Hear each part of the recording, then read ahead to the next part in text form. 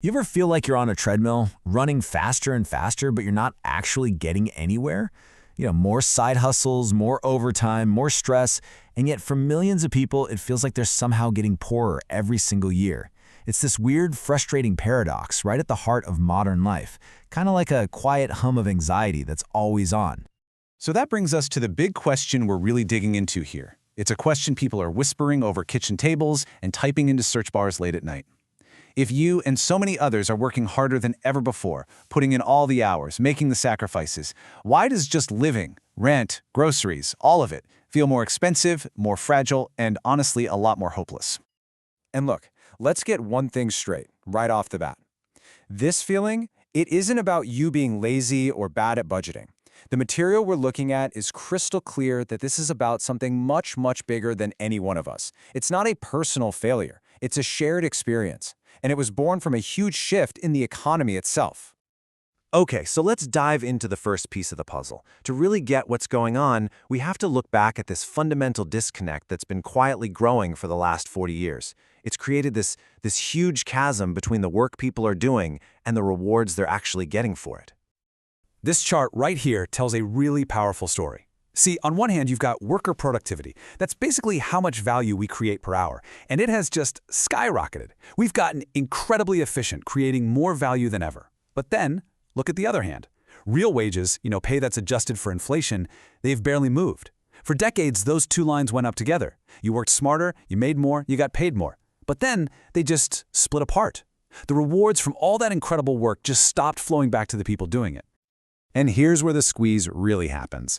While that gap between productivity and pay was getting wider, the cost of the absolute essentials for a stable life, the pillars of the middle class, was just soaring. The rent check got bigger, that medical bill became terrifying, the price of a college degree ballooned into a lifetime of debt, everything went up except the one thing you need to pay for it all. So the crucial point is this, that feeling of constantly falling behind, of swimming against a current that just keeps getting stronger. That's not in your head. It's not a personal failure. It is a direct symptom of an economic system that fundamentally changed the rules of the game over the last few decades. The game is just different now. So the big question is, how have people been forced to cope with this gap between what they earn and what life costs? I mean, when your income just isn't enough to cover the basics, you have to find another way. And that other way has created this brand new, really precarious way of life for so many. And for millions, that other way has become dead. This statistic is just staggering because it shows how incredibly thin the financial cushion is for so many. $1,000. That's it. We're talking about a bad car repair, an unexpected trip to the ER, a broken water heater. For a huge part of the country, just surviving is no longer powered by savings, it's powered by credit. Just think about how the whole role of debt has changed. Credit cards aren't just for convenience or a fun purchase anymore. For so many, they are literal lifelines to buy groceries or gas till the next paycheck hits. And student loans, they can feel less like an investment in a bright future and more like a tool to just delay the harsh reality of the job market for a few more years. Debt has become this set of essential modern survival tools. And the emotional weight of all this is just immense. This constant pressure of owing money makes it incredibly hard to take risks, like starting a business or switching careers or even starting a family. It basically transforms the promise of freedom into a daily reality of fear, of watching those monthly minimums and rising interest rates. You're just stuck, paying off yesterday instead of building for tomorrow. So what's the advice we always hear? If one job isn't enough, just get another one. This gives us the rise of hustle culture. This idea that all of your free time should be monetized. Driving for a rideshare, delivering food, doing freelance work till 2 in the morning. But did it actually solve the problem? Not really. The source material here is pretty clear. The widespread result of the whole side hustle economy wasn't widespread wealth, it was widespread burnout. It just turns out that working more hours doesn't magically fix a broken economic equation. It just burns the candle at both ends, pushing people to their absolute physical and mental limits for just a tiny bit more breathing room. And all this constant hustling is really a symptom of a massive shift. The American middle class used to be defined by stability, by security. Now it's probably better defined by its vulnerability.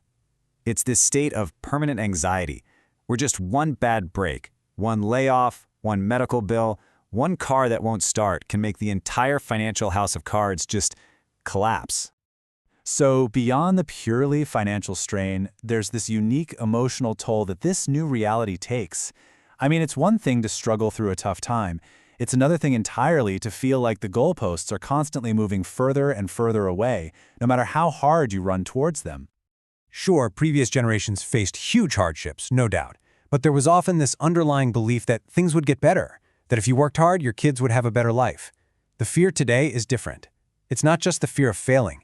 It's this creeping anxiety that even if you do everything right, you get the degree, you take the promotion, you work the extra shifts, it still might not be enough to be secure.